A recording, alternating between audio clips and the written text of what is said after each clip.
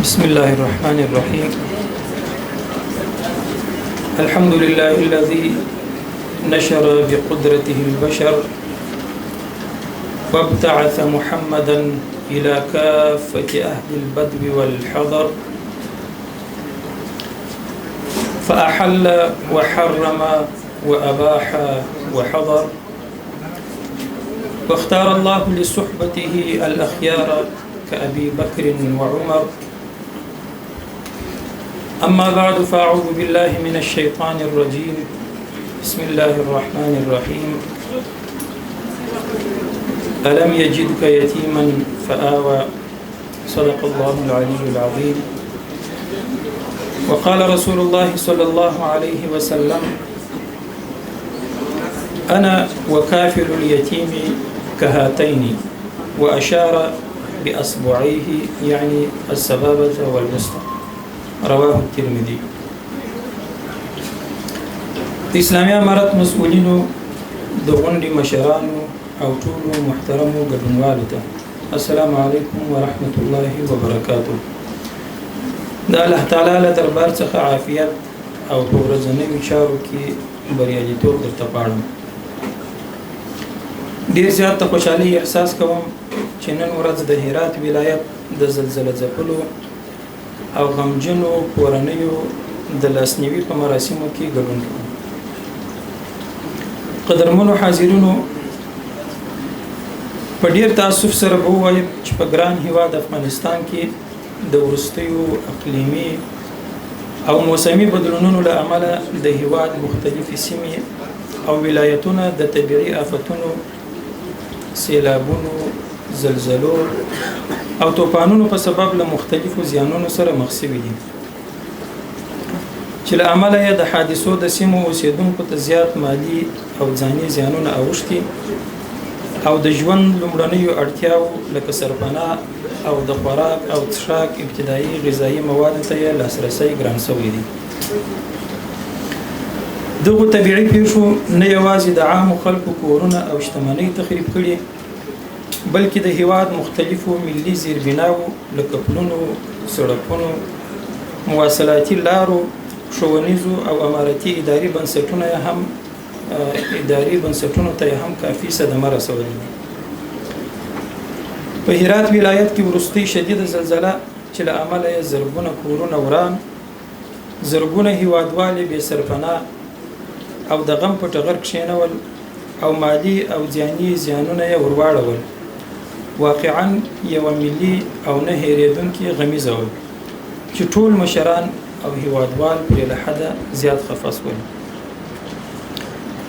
له نیکه مرغه د افغانستان اسلامي امارت مسؤلینو د خپلو ټولو شته امکاناتو څخه په استفادې زلزله ځپلې سیمې ته په وخت رسیدګي کړې، د ګرانو هیوادوالو لاسنیوی یې کړی او د ابتدایي غذایي موادو په رسولو او د صحي خدماتو په تسهیل او تسریع کې له هیڅ راز همکاري څخه دریغ نه دی کړی او د لومړني مسؤل په توګه یې ستونزو ته په خپل وخت ځان ورسوه او د طبیعي آفت یو بحراني وضعیت یې د امکان تر کچې مدیریت کړ.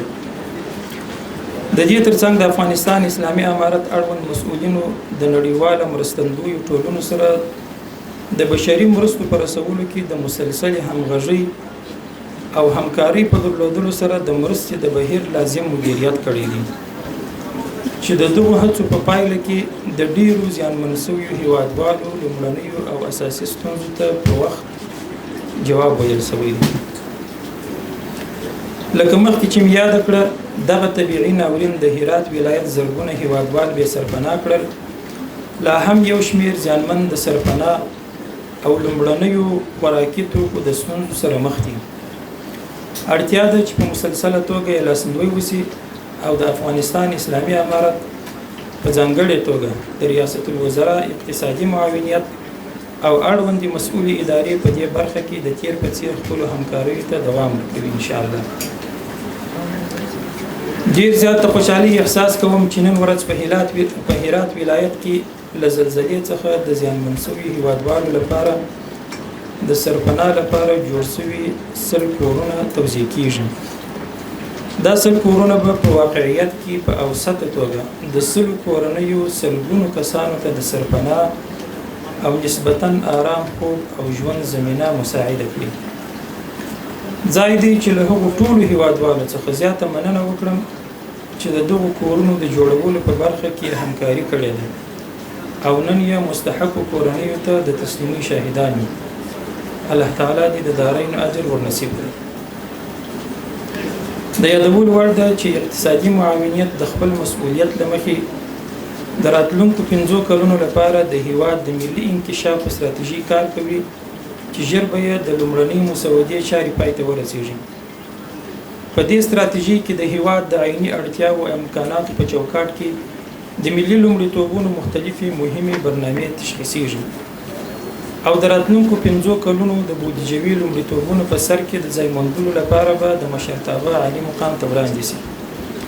له دې سره به په هیواد کې د اقتصادي ودې او رشد پروسه نور هم منظمه شي. د پانګونې او استخدام مناسب فرصتونه به رامنځته او په لویه کې به په هیواد کې د اقتصادي ودې بهیر مدیریت او ګړندی شي.